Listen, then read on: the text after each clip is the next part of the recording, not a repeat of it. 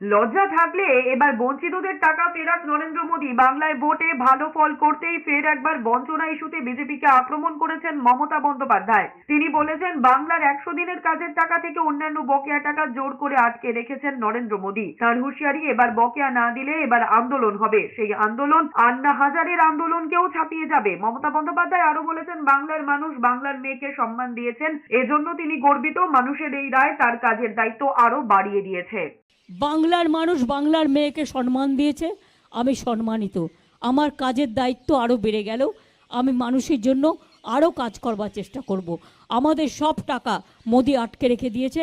আমি চাই আমাদের টাকা, এখনও যদি লজ্জা থাকে, আমাদের টাকা আমাদের দেয়া হোক। আর তা নাহলে কিন্তু যে আন্দোলন আমরা গড়ে তুলব, মনে রাখবেন, দিল্লিতে আন্না হাজরের আন্দোলন আপনারা দেখেছেন, ওইটুকু জায়গার মধ্যে ওটা বিজেপির মদতে হয়েছিল। আর এবার কিন্তু আমরা নিজেদের মদতেই করব। আমরা জানি হাউ টু ফাইট।